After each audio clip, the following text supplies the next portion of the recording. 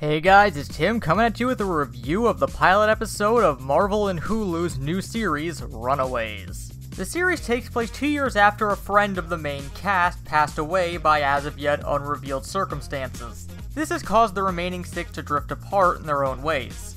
Alex Wilder isolated himself from everyone else. Nico Minoru adopted a goth persona and attempted to use Wiccan magic. Chase Stein fell headlong into his jock persona and hangs out with the other jerk jocks of the school. Carolina Dean decided to hide everything behind a false smile that's propagated by her mom's religion.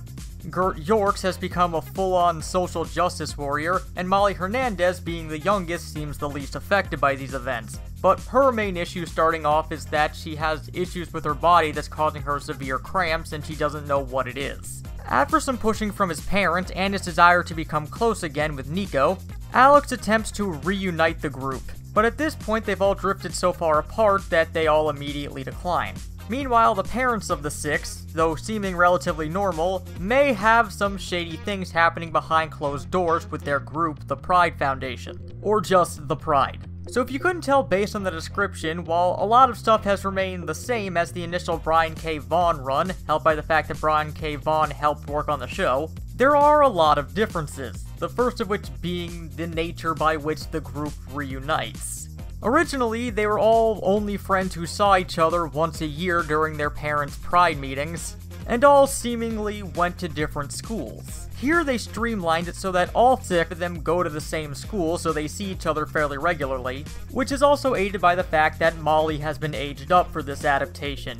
She's still the youngest, but by a much less significant degree than she originally was. But because they all see each other fairly regularly, they needed a reason for them to be separated to start off with, so they inserted the 7th member of the group, who may be related to Nico, it's not entirely clear, who died off-screen 2 years prior to the events of the series. And this is revealed within the first few moments of the show. But outside of that, everything seems pretty spot on from the original Brian K. Vaughan run. The characters all look and feel like the characters who they're supposed to be, from the Runaways themselves to the members of the Pride.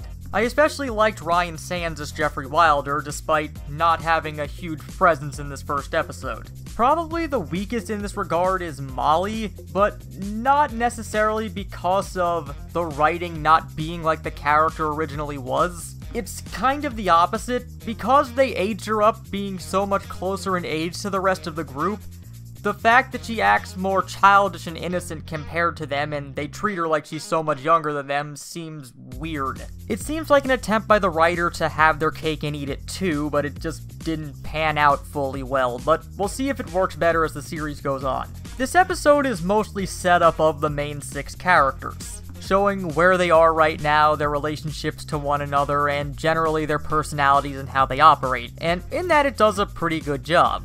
It definitely seems like these are the types of things they would be doing prior to what we saw in the comic originally. In just the 53 minutes that the episode is, you really feel like you get to know all of these characters and where they're coming from. So right now, what you need to look forward to is how they'll cohese as a group. Overall, I give this episode a 9 out of 10. There's definitely quite the road to go on past this point, but I look forward to going on it because they did a lot of good setup for these characters and really established who they were. They all feel like who they're supposed to be, and that makes me excited for seeing more of this series. But that'll do it for this review, guys. So if you want to hear more reviews like this, feel free to click that subscribe button and the bell next to it to be immediately informed whenever a new video goes up. But until next time, this has been Tim from the Hybrid Network, signing out.